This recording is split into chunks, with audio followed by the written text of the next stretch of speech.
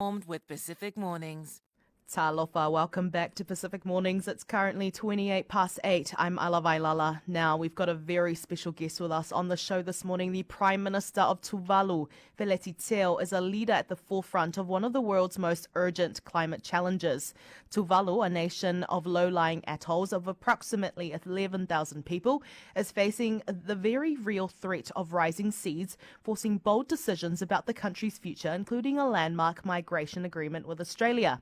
But even as relocation becomes a necessity for some, Tuvalu is determined not to lose its voice, its sovereignty, or its cultural identity. Prime Minister Teo joins us now. Talofa, Prime Minister, welcome back to the show. It's great to have you on. Talofa Ala, good to be back. Thank you. Now, how are you, Prime Minister? We last spoke to you on Pacific Mornings shortly after you became Prime Minister. You're now about 1/3 of the way into your 4-year term. How has the journey been so far? It's not too bad, but it's also not an easy ride. We have quite a lot of challenges to address, as you just cited. Now, if we can look at the climate change visa under the Falepili Treaty with Australia that allows 280 places for Tuvaluans to gain Australian residency, work, study and health benefits, have you been surprised at the number of Tuvaluans who have entered the ballot? Your ambassador to the United Nations, Sapungao Falefo, said he was startled.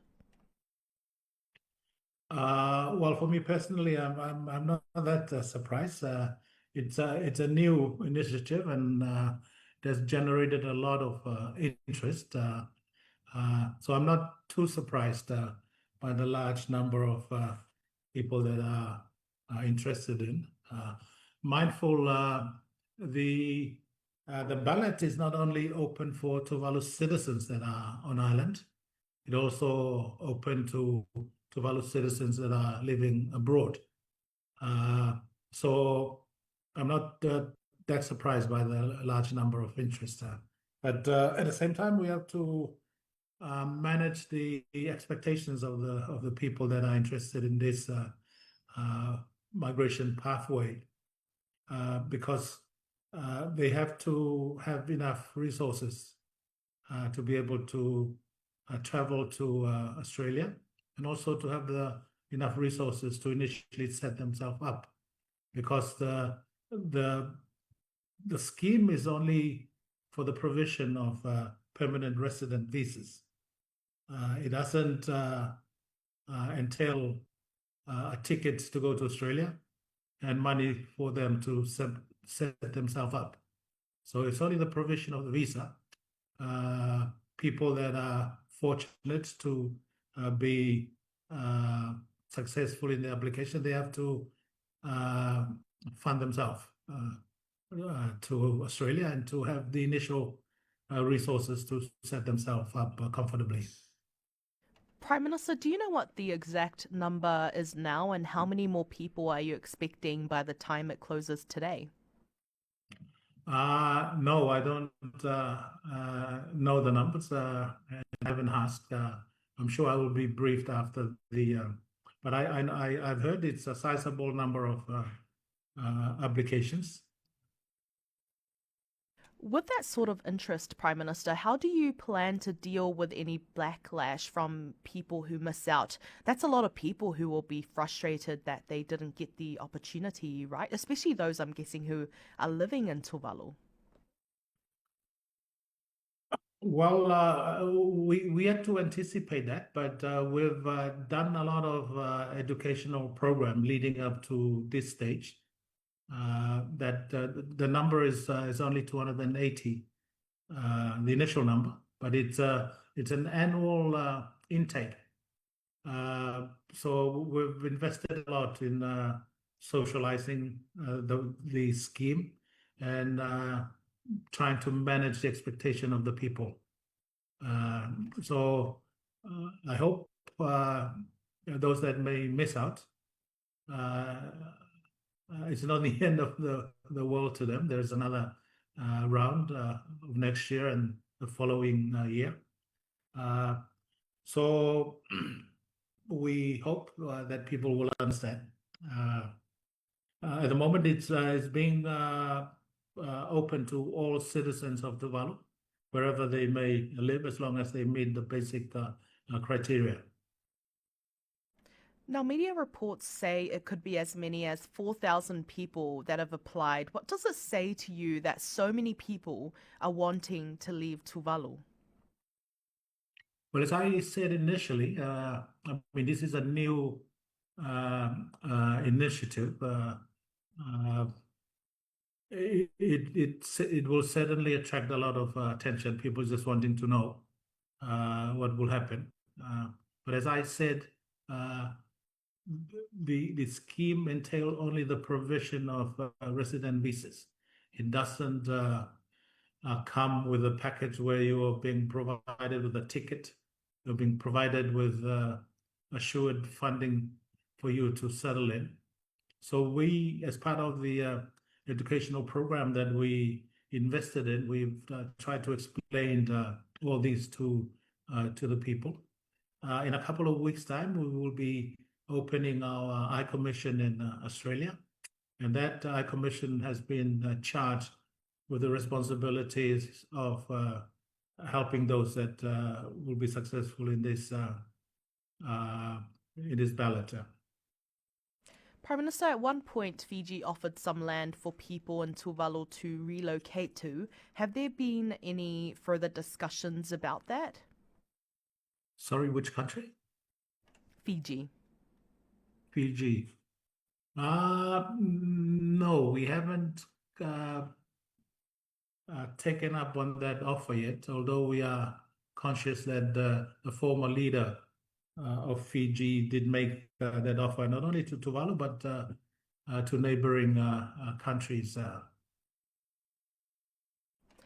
Prime Minister, have you had any talks with New Zealand about offering a similar visa? Can we expect to see a New Zealand version of the Falepili Treaty? Not yet, but I know they are aware of the arrangement that we have with Australia now. There had been concerns about the Falepili Treaty with Australia, especially how it might risk the sovereignty of Tuvalu. Have those concerns been resolved from your perspective? As far as the current government is concerned, we've managed to address those. I think the provisions that cause a lot of people difficulties is paragraph 4.4, which required Tuvalu to consult with Australia in the event that Tuvalu wished to seek alternative security arrangement.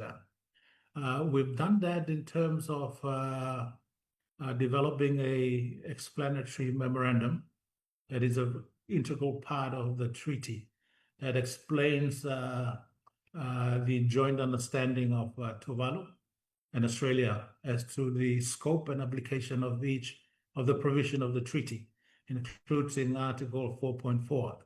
And under that explanatory memorandum, it explains circumstances under which Australia may take issue as to Tuvalu engaging in the event that Tuvalu wished to engage in other alternative security arrangement. Australia's point is that there may be such a security arrangement that compromises their ability to perform their obligations under the treaty. So we understood that.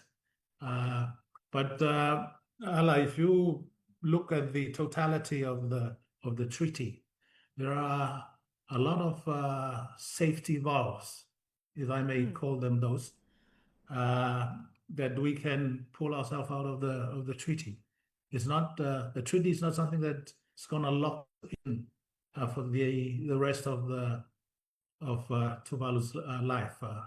if Tuvalu feels that Australia is not behaving according to the spirit of the treaty and is compromising the sovereignty of Tuvalu, then we can simply terminate the treaty or suspend. There are suspension provision under the treaty where we can suspend the application of certain provision of the treaty.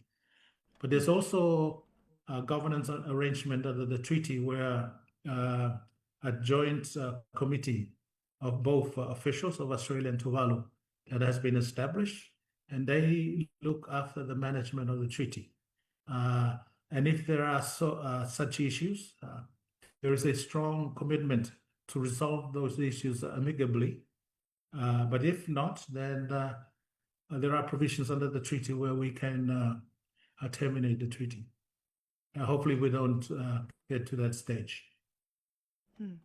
Now, Prime Minister, we've got the Pacific Islands Forum leaders meeting that's coming up soon, and also the Foreign Affairs Ministers meeting. From your perspective, is the Pacific Islands Forum in good shape? I would like to think so, although there are rumors in the media that there might be tensions around Taiwan's allies' continued participation in the forum because of assertions that Taiwan might be blocked out of the forum meeting in Honiara. I hope we don't get to that stage because we don't need any further friction between the forum family.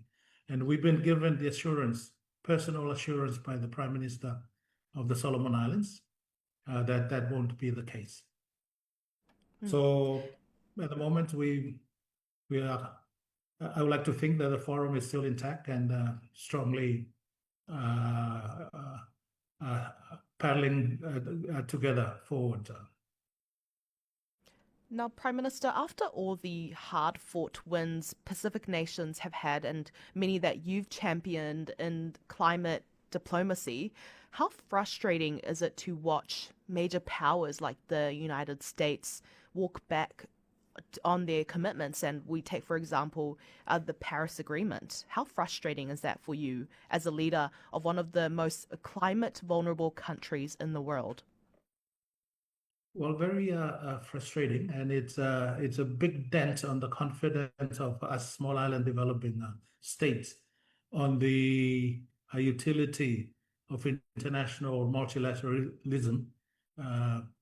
So we have to turn to our own self, and I think that's what motivated the establishment of the Pacific Resilience Facility, which will be a Pacific developed, Pacific managed, and Pacific led initiative to the many challenges that we have with the international financial architecture at the moment. And Prime Minister, just before we wrap up the interview, are there any final issues you want to raise? Not particularly at this moment, but I look forward to the closure of the applications for migration visas to Australia at the end of today, and we'll analyze the implications of the extent of the interest in that scheme.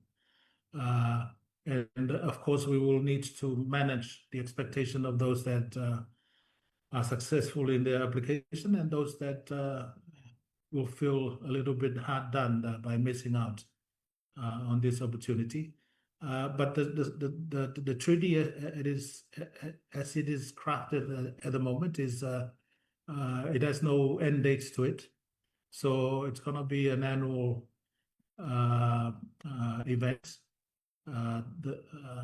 Where the number of visas, although the number is not enshrined in the treaty, it will be an annual discussions as to the number of visas that need to be made available each year. Whawhetai te le lava, Prime Minister, for your time this morning. And I've had the opportunity to travel to Tuvalu, and I have to say it's one of my favorite countries. And again, thank you so much for your time this morning. I've really appreciated Aotearoa noa. Thank you, Ala, and thank you for having me on your program this morning. Would love to have you